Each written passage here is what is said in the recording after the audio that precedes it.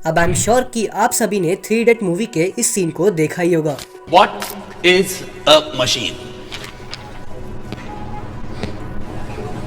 लेकिन आज हम सिर्फ इस थ्री इडियट मूवी के सीन को एनालाइज नहीं करने वाले, और ना ही आज इस वीडियो में सिर्फ हम बॉडी लैंग्वेज के बारे में बात करेंगे, बल्कि आज इस वीडियो में हम लोग बॉडी लैंग्वेज के साथ साथ ये जानने की कोशिश करेंगे कि एक्चुअल में रैंचो के माइंड में चल क्या रहा था।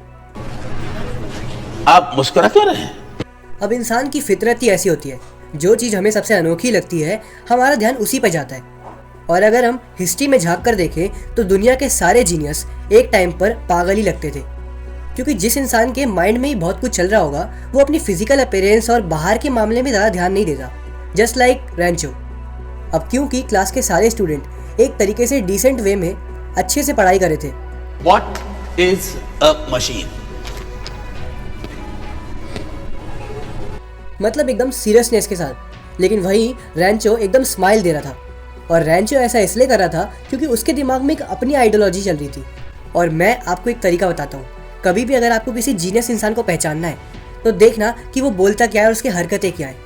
अगर आपको किसी पर्सन के एक्शन और उसके वर्ड दोनों ही बेवकूफ़ और पागलों की हरकतें लगी तो पक्का वो एक जीनियस है। एक्चुअली सर, बचपन से चाहता था कि इंजीनियरिंग कॉलेज में पढूं।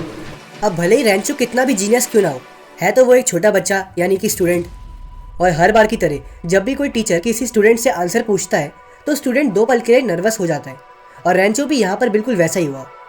और रैंचो यहाँ पर इसीलिए नर्वस नहीं हुआ कि टीचर ने उससे क्वेश्चन पूछा, बल्कि रैंचो यहाँ पर इसीलिए नर्वस हुआ क्योंकि जैसे ही टीचर ने उससे एक क्वेश्चन पूछा वो एकदम से अपनी इमेजिनेशन से हटकर रियलिटी में आ गया। आज यहाँ बैठा हूँ, बहुत मज़ा आ रहा है सर। अब देखो, देखने में तुम्हें ऐसा लगेगा कि ये जो आंसर दे रहा है ये एक कॉलेज का स्टूडेंट है और ये अपनी लाइफ को लेके काफ़ी एक्साइटेड है, मतलब एक चुलबुला टाइप का लड़का है। लेकिन अगर हम डीप साइकोलॉजी के हिसाब से देखें तो यहाँ पर रैंचो को माइंड एक फिलोसोफर की तरह सोचता है।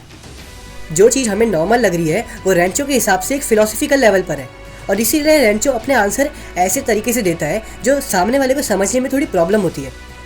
आज यहाँ बैठा हूँ, बहुत मज़ा आ रहा है सर। अब कई बारी तो रैंचो ऐसे आंसर देता है जिसको सुनकर सामने वाला ये सोचता है कि रैंचो एक पागल है, लेकिन अगर हम ध्यान से देखें तो वो बात बिल्कुल वैलिड होती है। एक्चुअली सर, बचपन से चाहता था कि इंजीनियरिंग कॉलेज में पढूं।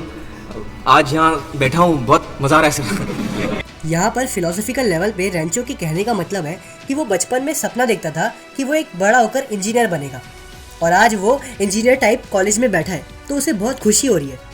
अब मेरे एनालिसिस के हिसाब से इस सीन का मतलब ऑलमोस्ट तरीके से यही निकलता है। और रैंचो के स्टाइल में रैंचो ऐसा इसलिए कह रहा है क्योंकि रैंचो के हिसाब से दुनिया में 99% लोग होते हैं जो सपना देखते हैं लेकिन कभी भी अपने सपने को पूरा नहीं कर पाते, लेकिन रैंचो उन 1% लोगों में से है जो आज अपना सपना पूरा कर पा रहा है। और इसीलिए शायद रैंचो एक फिलोसफिकल लेवल पर यहाँ पर स्माइल दे रहा है, जो कि इसके टीचर को अच्छी नहीं लगने वाली आगे जाकर। चलो देखते हैं। ज्यादा मजा लेने की जरूरत नहीं है। बोलो, मशीन का डेफिनेशन बोलो। अब देखो, ऐसा होता है ना कि कई बार हम लोग सोचते हैं कि हमारा टीचर भी हमारे बोले गए जोक पर हंसेगा, हमारे साथ फन करेगा, लेकिन कई बार टीचर ज़्यादा ही सीरियस हो जाता है और वो हम पे ही गुस्सा करने लग जाता है। और यहाँ पर भी रैंचो के टीचर ने बिल्कुल ऐसा ही करा।